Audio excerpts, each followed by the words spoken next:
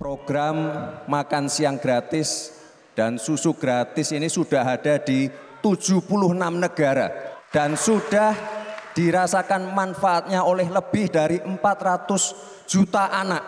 Jadi ini bukan program yang mengada-ngada. Saya katakan nanti siapa yang mau masuk kabinet, siapa yang mau jadi menteri saya harus setuju. Anak-anak harus diberi makan siang. Kalau kau tidak setuju, tidak usah gabung di kabinet Prabowo Subianto. Simulasi kan gampang sekali, pergi sekolah cari makan, siswanya selesai. Tapi duitnya dari mana? Itu kan persoalan pokok nanti. Utang makin besar, bisa di atas 8.000, utang BUMN bisa 4.000-an, 6.000-an. Kemudian bunganya saya di atas 500 triliun. Saya masih bersama ekonom senior yang juga aktif mengajar dan ia sempat terpilih sebagai salah satu panelis debat Cawapres Desember 2023 lalu. Bung Agustinus Prasetyanto. Bung, Anda menulis di artikel Harian Kompas soal makan siang gratis. Meskipun juga Anda memulai kalimat atau artikel Anda dengan mengatakan tidak ada sesuatu yang gratis, no free lunch. Jadi sebenarnya kalau dalam bayangan Anda, ikon atau janji presiden, calon presiden Prabowo, makan siang gratis ini sesuatu yang tidak mungkin terjadi, bisa terjadi, atau memang Anda juga masih bertanya-tanya? Gini, ide tentang makan siang gratis itu bukan jelek. It's a good gesture ya. Jadi itu adalah satu, dan pengalaman di negara lain juga membuktikan bisa gitu. Jadi itu sama sekali bukan jelek dan manfaatnya banyak sekali. Satu, tentu saja meningkatkan gizi bagi para siswa. Kedua, itu bisa mungkin di daerah tertentu itu meningkatkan partisipasi sekolah. Jadi kemauan untuk sekolahnya tinggi gitu karena ada insentif makan siang gratis. Dan berikutnya mungkin juga dalam konteks pembinaan karakter segala macam itu bagus ya, makan siang gratis, makan siang bersama di sekolah dan sebagainya gitu. Problemnya adalah ada dua kalau menurut saya. Satu adalah anggarannya. Mungkin anggaran itu kalau mau dipaksakan ini ya, kan bisa dicarikan anggaran itu. Satu, mengurangi beberapa pos yang lain dari postur anggaran kita. Mungkin dalam arti tertentu bisa menambah sedikit utang, ya, defisit dalam hal ini. Jadi mengambil dari subsidi yang lain? Bisa atau dilakukan. Atau kedua, utang? Ya, defisitnya dilebarin sedikit meskipun masih tetap di bawah 3%. Itu kan masih dalam tanda kutip itu masih aman gitu. Tapi problem yang kedua adalah ini secara operasional akan seperti apa? Oke, sebelum ke situ Bung Pras. Jadi Anda melihat makan siang gratis karena dijanji presiden terpilih nantinya yang sampai saat ini berdasarkan real count KPU adalah Pak Prabowo, itu sebuah niat yang baik gitu. Menurut saya iya. Tetapi memang dipertanyakan sumber dananya dari mana. Ya. Ketua tim pakar kalau tidak salah dari Pak Prabowo dan Mas Gibran itu adalah mantan gubernur BI Pak Burhanuddin Abdullah dan sudah menghitung katanya ada. Ya. Berarti Anda sendiri harusnya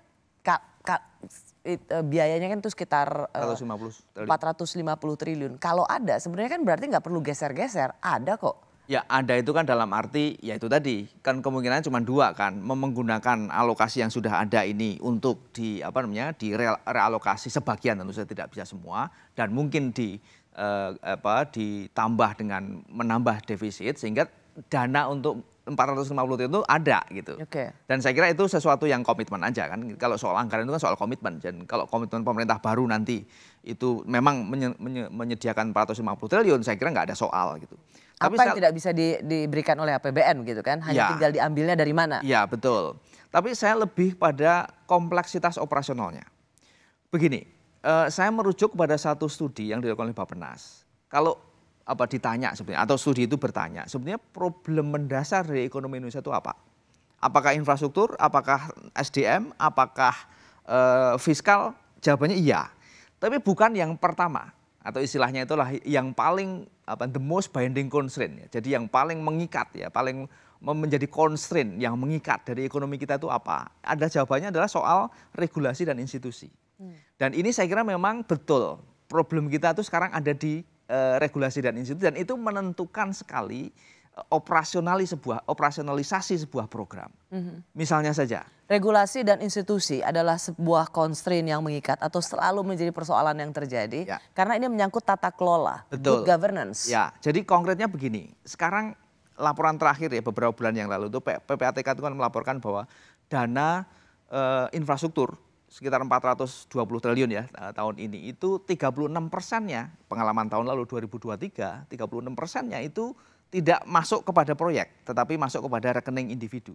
Ya. Ini saya kira satu fenomena yang memang lazim ketika regulasi dan institusinya tidak dikelola dan tidak jalan sebagaimana mestinya gitu ya.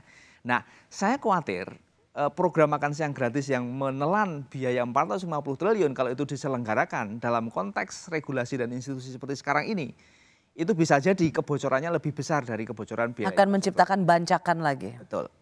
Itu satu dari sisi efektivitas dan efisiensi anggaran. Tetapi yang kedua adalah saya membayangkan secara teknis itu akan ada banyak problematika yang harus diantisipasi. Yaitu?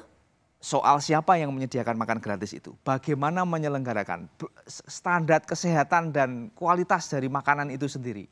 Jadi makanan itu kan paling mudah untuk dalam arti tertentu di downgrade kualitasnya gitu. Kita tidak bisa membayangkan bahwa yang akhirnya dimakan oleh para siswa itu adalah kualitas yang tidak baik secara kesehatan. Itu Tapi pasti kalau akan punya misalnya implikasi Mas negatif. Gibran mengatakan bahwa ini sudah diadopsi atau dilakukan oleh 76 Iya. negara kalau tidak salah. Jadi kalau 76 negara aja bisa melakukannya, kenapa kita tidak bisa melakukannya? Justru karena problem regulasi dan institusi itu yang menjadi catatan. Mungkin di tempat lain itu berjalan karena institusinya sudah lebih mapan daripada kita gitu. Jadi saya tidak mengatakan itu jelek, tapi dari sisi kelembagaannya harus ada semacam reorientasi. Maka yang saya tulis dalam Kompas itu saya tidak menolak ya, saya tetap setuju. Tetapi mungkin dengan reorientasi, jadi fine tuning lah ya. Jadi program ini tidak menjadi program strategis nasional, tapi lebih menjadi gerakan sosial misalnya, yang sifatnya lokal, di mana responsibility-nya itu juga di tingkat komunitas gitu. Karena kan ini soal memberi makan ya, jadi menurut saya responsibility itu penting ya. Kita bisa membayangkan bahwa program memberi makan itu dengan tingkat responsibility dan ownership yang rendah. Maka itu akan punya problem yang jauh lebih signifikan gitu. Karena soal mungkin tidak hanya soal kesehatan tapi juga soal keselamatan gitu kan, ini soal makan gitu. Jadi saya kira responsibility-nya itu harus pada level yang menyelenggarakan sehingga ya desain programnya tidak lagi program strategis nasional tapi program yang memang didorong ownership-nya dari kelompok-kelompok lokal itu. Sehingga lebih menjadi sebuah gerakan sosial gitu daripada. Saya ngerti maksud Anda, berbahaya sekali kalau misalnya ini hanya dianggap sebagai satu proyek pemerintah. Masyarakat tidak merasa memiliki terhadap program ini. Padahal esensinya adalah memberi makan anak. Kalau ada apa-apa, wah bahaya betul. Yang paling diperlukan adalah bagaimana kita semua merasa ikut memiliki pada program ini. Karena meskipun waktu masih bisa dibilang cukup panjang, 7 bulan lagi untuk transisi pemerintahan. Tetapi bagaimanapun juga ada ikon dari Presiden Jokowi yaitu IKN. Belum lagi soal katakanlah makan siang gratis. Sekali lagi pertanyaannya, dari mana uangnya?